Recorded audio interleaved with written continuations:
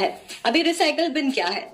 Recycle bin एक ऐसी जगह है, ये एक ऐसा एप्लीकेशन है जो आपकी डिलीटेड फाइल्स को टेम्पररी स्टोर करता है। यानी कि समझिए आपने अपने फाइल एक्सप्लोरर में जाके कुछ फाइल्स को डिलीट किया है रिसेंटली, और आप चाहते हैं कि वो फाइल्स गलती से डिलीट हो गई हैं या आपने पर्पसली डिलीट की थी पर अब आप उसे वापस चाहते हैं अपने कंप्यूटर या अपने लैपटॉप में, तो आप रिसाइकल बिन से जाकर, यानी कि जो डस्टबिन है वहां से आप वापस निकाल कर उसे रिस्टोर कर सकते हैं। तो रिसाइकल बिन पर अगर आप क्लिक करेंगे तो आप देखेंगे कि मेरे रिसाइकल बिन में ये सारे फोल्डर्स या फाइल्स यहाँ पे हैं। अब मुझे इन फाइल्स की या इन फोल्डर्स की जरूरत नहीं है, तो मैं यहाँ से डायरेक्टली इन्हें एम्प्टी रिसाइकल बिन पे क्लिक करके इन्हें साथ ही साथ सारा एक साथ डिलीट कर सकती हूँ। या तो मैं चाहती हूँ कि ये जो भी डिलीट हुआ है वो वापस मेरे लैपटॉप में या कंप्यूटर में वापस स्टोर हो जाए, तो वो भी मैं कर सकती हूँ रिस्टोर ऑल आइटम्स पे क्लिक करके।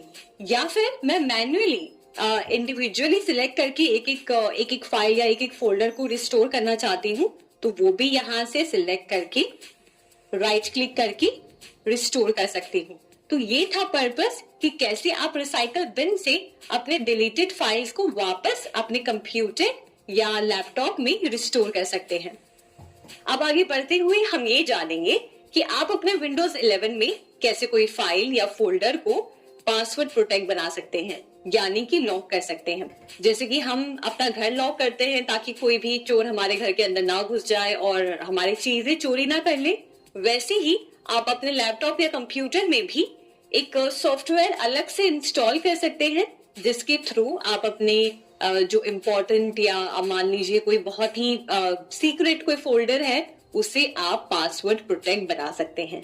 तो इसके लिए आपको अलग से एक ऐप इंस्टॉल करना होगा। आपके विंडोज 11 में ऐसा कोई सिस्टम नहीं आता है जिसके जरिए आप किसी फोल्डर या फाइल को लॉक कर सकते हैं। तो आइए सबसे पहले हम उस सॉफ्टवेयर को इंस्टॉल करते हैं हमारे सिस्टम पे। तो हम जाएंगे गूगल क्रोम पर और यहाँ पर हम सर्च करेंगे लॉक फोल्डर वर्जन 7.9.0। एंटर दबा दें और यहाँ पे देखिए folder lock for an Windows आ गया है। और यहाँ से आपको सबसे पहले इसे डाउनलोड करना होगा। तो हम यहाँ से डाउनलोड करते हैं और ये डाउनलोड हो रहा है। अब ये फोल्डर लॉक हमारा डाउनलोड हो गया है। चलिए अब इसे हमारे कंप्यूटर में सेटअप किया जाए। यहाँ पे do you want to allow this app to make changes to your devices? Yes. यहाँ से हम लैंग्वेज सिलेक्ट करेंगे और उसके बाद नेक्स्ट, आई अग्री, इंस्टॉल। और अब ये सॉफ्टवेयर आपके कंप्यूटर या आप जो भी सिस्टम पे यूज कर रहे हैं वहां पे ये इंस्टॉल हो रहा होगा। आपको बस कुछ देर वेट करना है और उसके बाद ये सॉफ्टवेयर हमारे सिस्टम पे इंस्टॉल हो जाएगा। और ये हमारे सिस्टम पे इंस्टॉल हो गया है। आप बस फिनिश पे क्लिक करें और बस इसके बाद ये सॉफ्टवेयर देखिए आपके सिस्टम में ओपन हो गया है। अब आप इसको बैक हो जाएं और उसके बाद आपको इसके लिए एक पासवर्ड एंटर करना है, यानी कि वो पासवर्ड जिससे आप अपने फाइल्स को प्रोटेक्ट करना चाहते हैं। तो सबसे पहले आप 6 डिजिट का कोई भी पासवर्ड यहाँ बना लें, ओके पर क्लिक करें एंड दैट्स इट। अब इसके बाद आप इस सॉफ्टवेयर को यूज कर सकते हैं अपने किसी फाइल या फोल्डर को इस सॉफ्टवेयर में स्टोर करने के लिए, हाइड करने के लिए। अब मैं आपको करके दिखाती हूँ एक फोल्डर। मान लीजिए मैं इस फोल्डर में यहाँ पर आइटम्स ऐड करना चाहती हूँ, तो यहाँ पर मैं क्लिक करूंगी और ऐड फाइल के ऑप्शन है, ऐड फोल्डर के ऑप्शन है।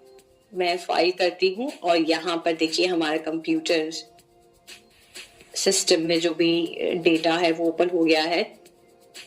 आप कोई भी पिक्चर या कुछ भी सिलेक्ट करके, समझिए मैंने स्क्रीनशॉट सिलेक्ट किया, मैंने ये सिलेक्ट कर लिया और ये जो फाइल मैं लॉक करना चाहती थी वो यहाँ पर आ गया है। ठीक है, अब इस पे लॉक लग गया है। अगर आप चाहते हैं तो आप इस लॉक को हटा भी सकते हैं, और अगर आप चाहते हैं कि इस फोल्डर पे वापस से लॉक लग जाए तो आप यहाँ से ऑन और ऑफ कर सकते हैं। देखिए, जैसे अगर मैं प्रोटेक्शन ऑन पे करती हूँ तो यानी कि प्रोटेक्शन ऑन है।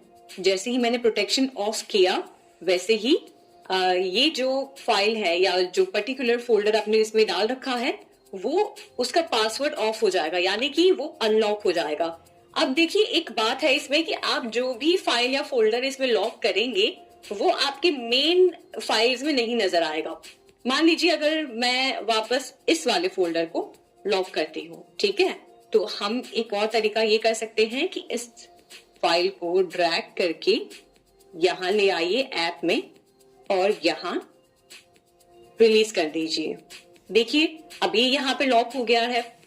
अब आप ये देख सकते हैं कि मैंने ये फाइल यहाँ पे लॉक कर रखी है। तो अगर आप अपने मेन फोल्डर में जाएंगे तो वहां पर आपको ये फाइल नजर नहीं आएगी।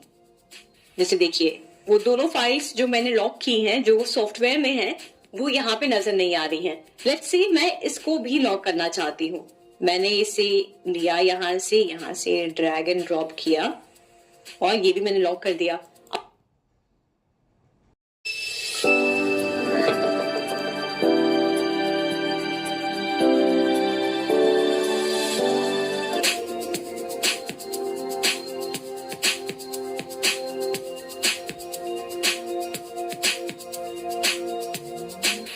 अब आगे बढ़ते हुए चलिए जानते हैं कि किसी एप्लीकेशन को आप कैसे स्टार्ट करते हैं।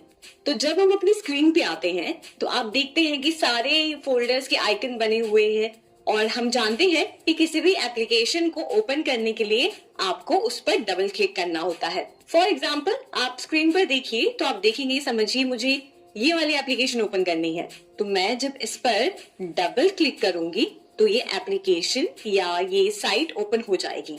वैसे ही हम कुछ ऐसे एप्लीकेशंस और यूटिलिटीज की बात करते हैं जिसके जरिए हम हमारे कंप्यूटर में और भी टास्क परफॉर्म कर सकते हैं। तो सबसे पहला है वर्डपैड। वर्डपैड से आप क्या समझ रहे हैं? वर्डपैड एक ऐसा टूल है जिस पर आप टाइपिंग कर सकते हैं या कोई भी डॉक्यूमेंट प्रिपेयर कर सकते हैं। तो वर्डपैड खोलने के लिए आपके पास दो ऑप्शंस हैं। पहले तो या तो आप सर्च बार में जाकर, टास्क बार में जो सर्च बार है वहां पर जाकर आप वर्डपैड टाइप करके वर्डपैड ऐप को ओपन कर सकते हैं, और यहाँ पे आप अपने डॉक्यूमेंट को टाइप कर सकते हैं या कोई भी नोट्स बना सकते हैं। अब दूसरा तरीका वर्डपैड ओपन करने का है कि आप अपने डेस्कटॉप पे विंडोज की +R दबाएंगे तो एक विंडो ओपन हो जाती है जिसमें आप यहाँ पे जो एप्लीकेशन चाहें उस एप्लीकेशन का नाम टाइप कर सकते हैं।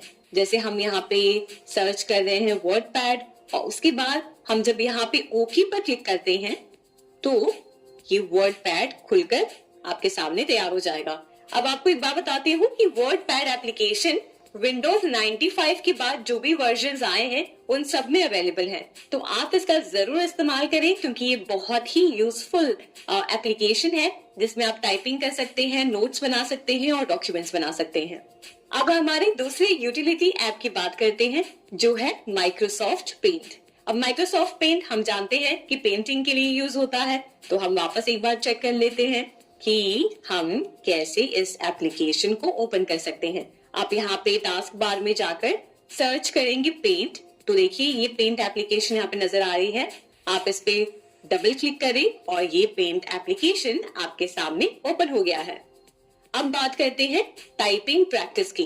अब आप लैपटॉप या कंप्यूटर अब शायद यूज करना शुरू कर रहे हैं या ऑलरेडी आप यूज कर रहे हैं। आप जानते हैं कि हम जब टाइप कर रहे होते हैं डेस्कटॉप पे तो हमारे जितने भी ये 10 फिंगर्स हैं, ये 10 फिंगर्स कुछ ना कुछ काम कर रहे होते हैं। जैसे कि मेनली हमारे जो फिंगर्स हैं वो हमारे होम बटन्स पे होते हैं, यानी कि ASDF और JKL, मतलब हमारा एक हाथ के फिंगर्स ASDF पे होते हैं और दूसरे हाथ के फिंगर्स JKL पे होते हैं। अब स्पेशली हम अपने थंब की बात करें तो हमारा थंब हमेशा स्पेस बार के ऊपर होता है। स्पेस बार को हम हमेशा दबाए नहीं रखते हैं, पर उस पे लाइटली एक बहुत ही लाइट प्रेशर बना के हम हमारे थंब को उसके ऊपर प्लेस करते हैं, और हम थंब से स्पेस बार को प्रेस करते हैं और साथ ही साथ थंब से हम हमारे विंडोज की को प्रेस करते हैं।